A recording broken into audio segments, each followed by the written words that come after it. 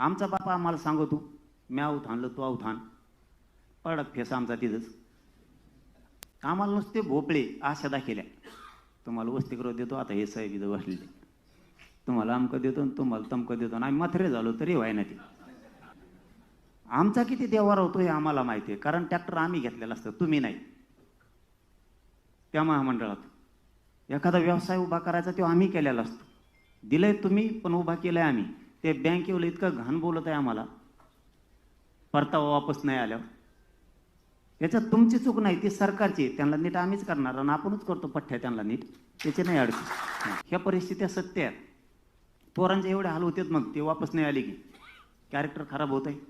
बँका जवळ उभा करीत नाहीत आणि आमच्या वाट्याला मोठ्याल्या बँका नाही इशात, बारकुल्या पतसंस्था आमक्या नेत्याची तमक्या नेत्याची, ते घेत आहे आमचा वावर लिहून.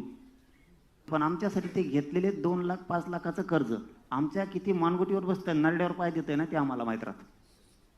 कारण खेड्यात आम्ही फिरतो, खेड्यातले पोरं आम्हाला सांगतात.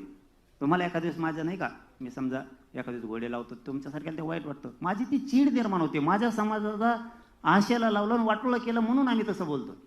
आम्ही काय संस्कारहीन नाही आहेत, आम्हाला काय संस्कार नाही आहेत असं नाही आहे. ते पोरं ज्यावेळेस आमच्यापाशी येऊन रडतात ना, त्यावेळेस मग आम्हाला आमचं तळपायचं मस्तकाला जाते. आम्हाला प्रत्येक वेळेस तुम्ही नुसतं प्रचंड मोठं स्वप्न दाखवतात बंगला, आणि त्याच्यावर पत्रेही पडत नाही, म्हणून आमचं जास्त नुकसान होतं.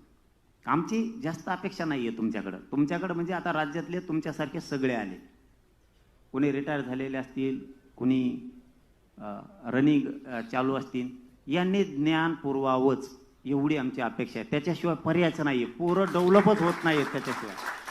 आता झालंय नाही असं नाही, आम्ही पण नाकारीत नाहीत. आता ह्या 2 वर्षात आपल्या अधिकारी पण मदत करायलेत, त्यांचं खरंच कौतुक करतो आम्ही मनापासून, की आता ते मदत करायलेत, सांगायलेत. पहिले ते हात दाखायच्या आधीच आमच्या गाडीची पावती पाडत होती. पांढरे कपडे RTO दिसला की 700 गेलेच. म्हणजे तिथून उदाहरण सांगतोय की आता उद्योगपतीपासून, राजकीय नेत्यांपासून, सगळ्या पक्षातल्या मराठ्यांच्या, सगळ्या व्यावसायिकांपासून अधिकाऱ्यांपर्यंत सगळे आता मदत करायला लागलेत. पण आता एक आपल्यावर सुद्धा बाजू आहे, त्यांची बाजू आपण सांगितली. ज्यावेळेस आपले अधिकारी, आपले व्यावसायिक, आपले उद्योगपती, आपले राजकीय मराठ्यांचे नेते ज्यावेळेस आपल्याला बळ देतात ना, त्यावेळेस आपली सुद्धा समाज म्हणून सगळ्यांची जबाबदारी असते त्या अधिकाऱ्याच्या पाठीशी ताकदीनं उभा राहायची.